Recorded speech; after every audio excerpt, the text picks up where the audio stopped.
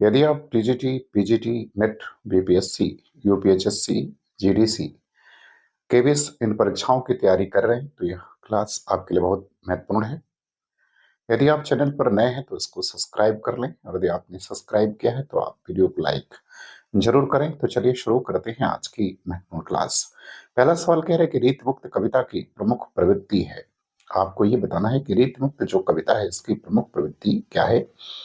ए कह रहा है स्वानुभूति और स्वच्छंदता, बी कह रहा है अलंकृति, सी कह रहा है विरोध वैचित्र्य, और डी कह रहा है बिरहातिरेक। तो आपको ये बताना है कि रीत मुक्त कविता की प्रमुख प्रवृत्ति क्या है। तो रीति मुक्त कविता की जो प्रमुख प्रवृत्ति है वो है स्वानुभूति और स्वच्छंदता। विकल्प ए जो है वो पहले का उत्तर सही हो जाएगा। अब आते हैं सवाल नंबर दूसरे में। दूसरे में कह रहे कि सीख सिखाई न मानती है, बरही बस संग सखी न के आवै, खेलत खेल नए जल में, बिना काम वृथा कत जाम बितावे, आ छोड़ी के साथ सहेलिन को, रही के कहीं कौन सदा दही पावे, कौन परी यह बानी अरि नित नीर भरी गगरी टरकावे। इस सवैया में नायिका की सखी का कौन सा भाव व्यक्त हुआ है। तो आपको ये बताना है कि इस सवैये में नायिका की सखी का कौन सा भाव जो है वो व्यक्त हुआ है।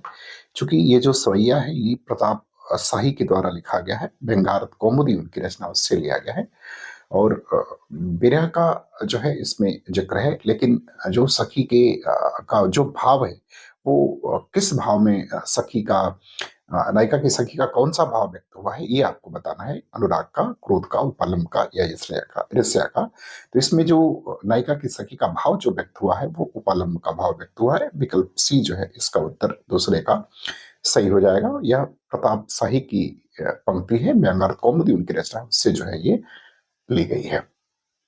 चले अब देखते हैं सवाल नंबर तीसरा।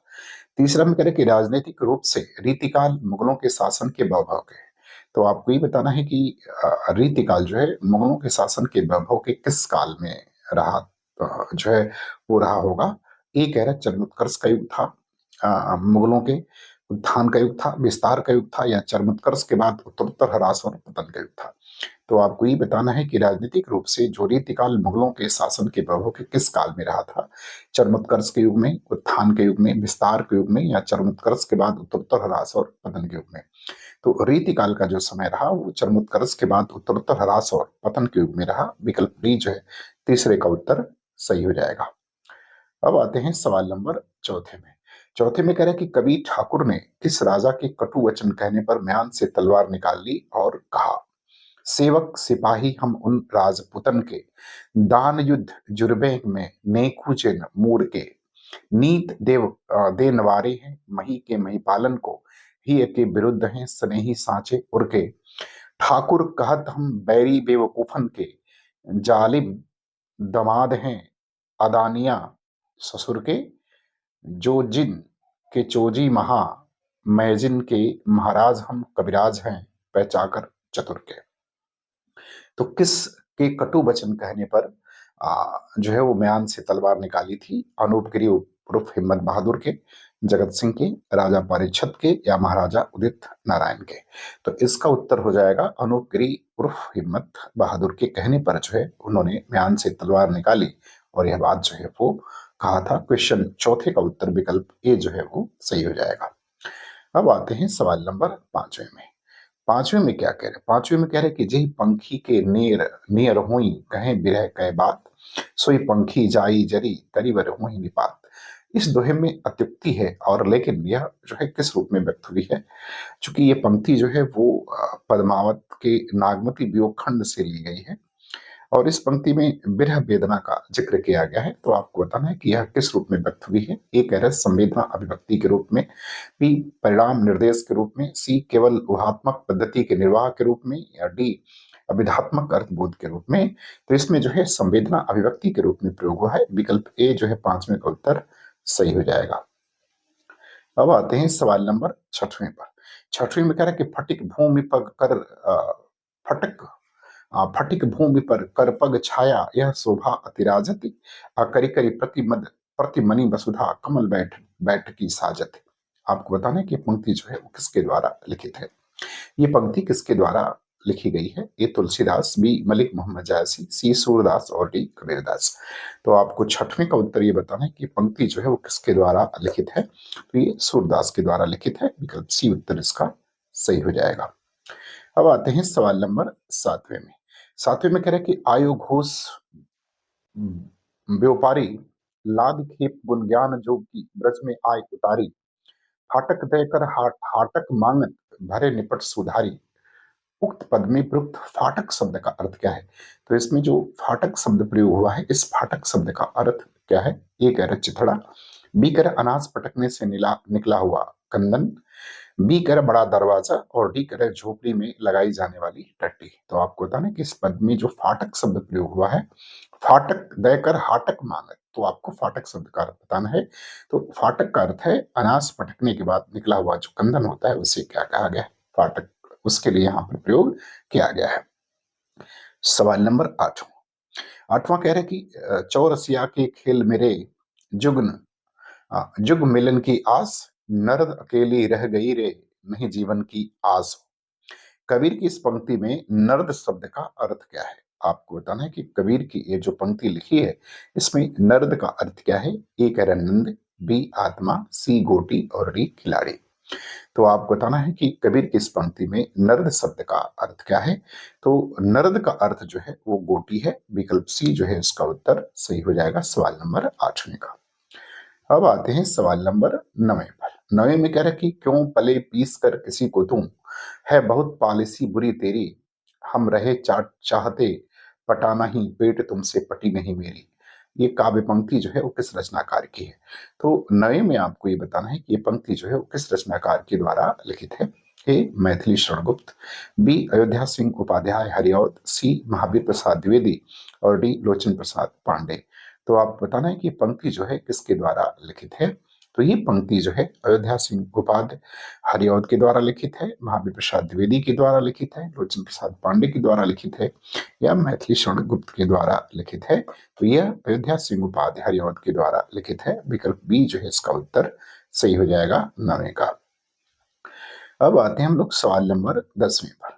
10वें में कह रहे कि काम मंगल के मंडी श्रेय सर्ग इच्छा का है परिणाम, तिरस्कृत कर उसको तुम भूल बनाते हो असफल भव धाम।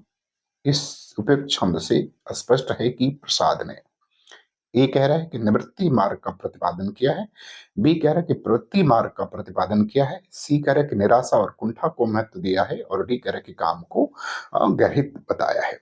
तो आपको बताना है कि इस पंक्ति के माध्यम से, इस छंद के माध्यम से प्रसाद ने क्या स्पष्ट करने की कोशिश की है, क्या कहने की कोशिश की है। सवाल नंबर 10वें का उत्तर आपको बताना है। तो इस जो है छंद के माध्यम से प्रसाद ने प्रवृत्ति मार्ग का प्रतिपादन किया है, तो विकल्प बी जो है इसका उत्तर सही हो जाएगा। अब आते हैं सवाल नंबर 11। 11 में कह रहे हैं कि यह आख्यान इतना प्राचीन है कि इतिहास में रूपक का अद्भुत मिश्रण हो गया है, इसलिए मनु, श्रद्धा और इड़ा इत्यादि अपना ऐतिहासिक अस्तित्व रखते हुए सांकेतिक अर्थ की भी अभिव्यक्ति करें तो मुझे कोई आपत्ति नहीं। मनु अर्थात मन के दोनों पक्षों हृदय और मस्तिष्क का संबंध क्रमशः श्रद्धा इड़ा से सरलता से लग जाता है। कामायनी के बारे में यह पंक्ति किसकी है? तो आपको बताना है कि कामायनी के संबंध में यह पंक्ति किसके द्वारा कही गई है। ए नंदुलारे वाजपेयी, बी जयशंकर प्रसाद, सी गजानन माधव मुक्तिबोध और डी प्रेम शंकर। तो आपको बताना है कि कामायनी के संबंध में ये पंक्ति किसके द्वारा कही गई है। तो ये जयशंकर प्रसाद के द्वारा कही गई है, विकल्प बी जो है 11 का उत्तर सही हो जाएगा। अब आते हैं सवाल नंबर 12। 12 में कह रहे कि असाध्य वीणा साहित्यिक साधना की संकेतक है, प्रेमवत की तरह इसकी साधना में ए कह रहे आत्मन्वेषण करना पड़ता है, बी परान्वेषण करना पड़ता है, सी कह रहा है कि सांस्कृतिक शोध करना पड़ता है और डी कह रहा है कि समाज में परान्मुख होना पड़ता है। तो आपको बताना है कि इसका सही उत्तर जो है वो क्या होगा। असाध्य वीणा साहित्यिक साधना की संकेतक है, प्रेमवत की तरह इसकी साधना में क्या करना पड़ेगा? आत्मन्वेषण करना पड़ता है, परान्वेषण करना पड़ता है, सांस्कृतिक शोध करना पड़ता है, समाज में प्राणमुख होना पड़ता है। तो 12 का उत्तर देखना है क्या होगा। तो 12 का उत्तर जो हो जाएगा वो हो जाएगा आत्मन्वेषण करना पड़ता है, विकल्प ए जो है 12 का उत्तर सही हो जाएगा। अब आते हैं सवाल नंबर 13। 13 में कह रहा है कि अब आप इस बसंत को ही लो, यह दिन के ताद की तरह तानता है, पेड़ों पर लाल लाल पत्तों के हजारों सुखतल्ले धूप में सीखने के लिए लटकता है। उपयुक्त पंक्तियों में ध्वनिगत होता है। आपको बताना है कि इस पंक्तियों में क्या ध्वनिगत होता है। ए कह रहा है कि मोचीराम मोची नहीं शायर है। बी कह रहा है कि मोचीराम नए बिंबों और प्रतीकों में बात करता है। सी मोचीराम बसंत का बयान अपने पेशे की भाषा में करता है। और डी कह रहा है कि मोचीराम जिंदगी को किताबी ढंग से जीता है। तो आपको बताना है कि इस पंक्ति में जो है वो क्या ध्वनिगत होता है। ए कह रहा है कि मोचीराम मोची नहीं शायर है। बी कह रहा है कि मोचीराम नए बिंबों और प्रतीकों में बात करता है। सी मोचीराम बसंत का बयान अपने पेशे की भाषा में करता है। और डी मोचीराम जिंदगी को किताबी ढंग से जीता है। तो इसमें जो ध्वनिगत होता है वो होता है कि मोचीराम बसंत का बयान जो है अपने पेशे की भाषा में ही व्यक्त करता है। तो विकल्प सी जो है इसका करेक्ट आंसर हो जाएगा सवाल नंबर 13 का। अब आते हैं सवाल नंबर 14। 14 कह रहे कि निम्नलिखित में से कौन सी रचना ठाकुर जगमोहन सिंह की नहीं है। तो आपको बताना है कि कौन सी रचना ठाकुर जगमोहन सिंह की नहीं है। ए कह रहा प्रेम संपत्ति कला, बी कह रहा कि श्याम लता, सी कह रहा श्याम सरोजनी और डी कह रहा प्रेम प्रलाप। तो आपको बताना है कि कौन सी रचना जो है वो ठाकुर जगमोहन सिंह की नहीं है। तो प्रेम प्रलाप रचना ठाकुर जगमोहन सिंह की नहीं है। और आप कमेंट करके बताएंगे कि प्रेम प्रलाप जो है वो किसके द्वारा लिखित रचना है। सवाल नंबर 15 में क्या कह रहा है। 15 में कह रहा है कि बागयान बसंत बसेरो कियो बसिए तही त्यागे तपाइए ना, दिन काम कुतूहल के जो बने तिन तिन बीच वियोग बुलाइए ना। ये पंक्ति जो है किस रचनाकार की है। तो सवाल नंबर 15 में आपको बताना है कि पंक्ति जो है वो किस रचनाकार के द्वारा लिखित गई है। प्रताप नारायण मिश्र, बद्रीनारायण चौधरी प्रेमखंड, ठाकुर जगमोहन सिंह या भारतेंदु हरिश्चंद्र। तो 15 का उत्तर आपको बताना है। तो 15 का उत्तर विकल्प सही हो जाएगा, प्रेमखंड के द्वारा ये लिखी गई। विकल्प बी जो है उत्तर सही हो जाएगा। सवाल नंबर 16। 16 में कह रहा है कि आज रात इससे परदेसी चल कीजिए विश्राम ही, जो कुछ वस्त कुटी में मेरे करो ग्रहण संकोच नहीं। आपको बताना कि ये पंक्ति जो है किसके द्वारा लिखी गई है। सवाल नंबर 16 में आपको बताना है कि ये पंक्ति किसके द्वारा लिखी गई है। अंबिका दत्त व्यास, श्रीधर पाठक, रामराज त्रिपाठी, अयोध्या सिंह उपाध्याय।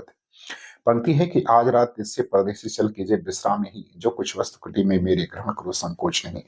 ये पंक्ति किसके द्वारा लिखित है। तो ये पंक्ति जो है वो श्रीधर पाठक के द्वारा लिखित है। विकल्प बी उत्तर इसका सही हो जाएगा 16 का। अब आते हैं सवाल नंबर 17 में। 17 में कह रहे कि हमारे समाज में मानवीय गुणों की पहचान बढ़ने वाली है, कुल और जाति का अहंकार विदा हो रहा है।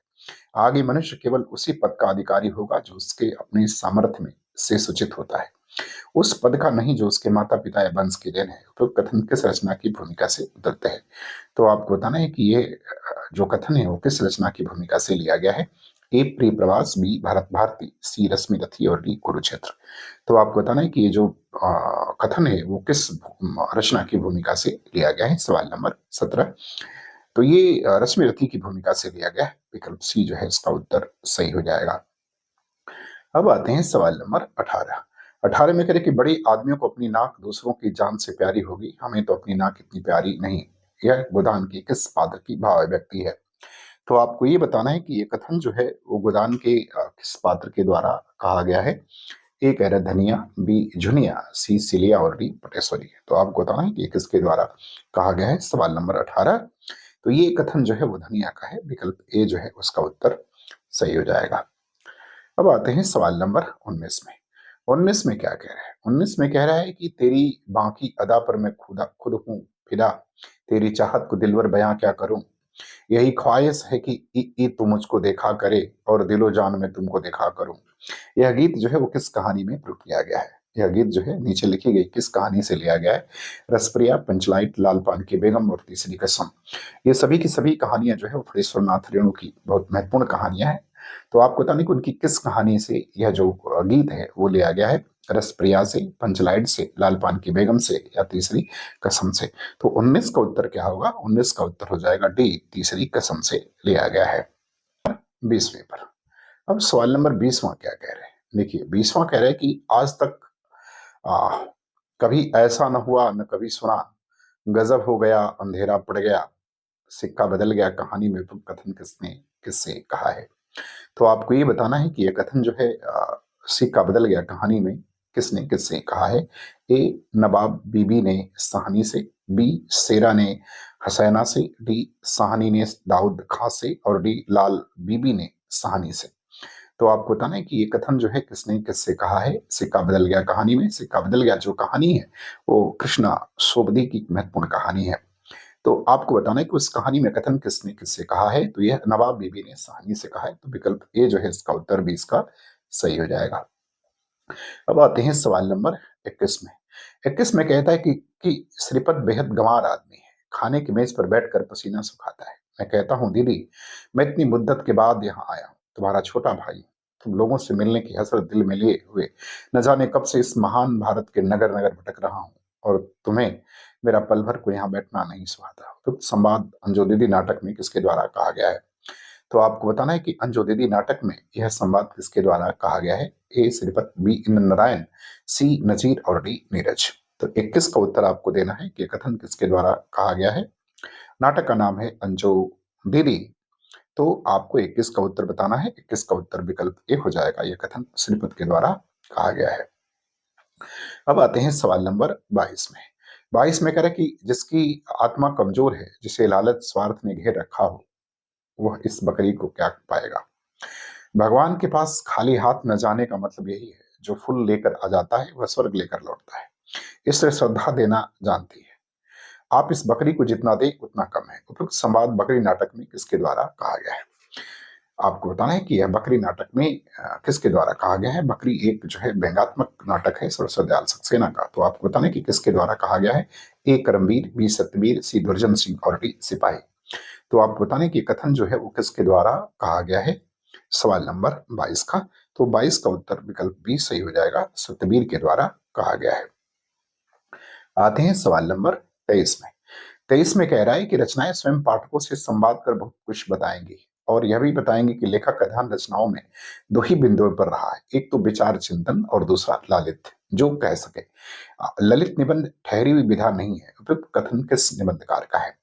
आपको बताना है कि ये कथन जो है वो किस निबंधकार का है। सवाल नंबर 23 का। ए हजारी प्रसाद द्विवेदी, बी विद्यानिवास मिश्र, सी विवेकी राय और डी कुबेरनाथ राय। तो आपको बताना है कि कथन जो है वो किस निबंधकार के द्वारा कहा गया है।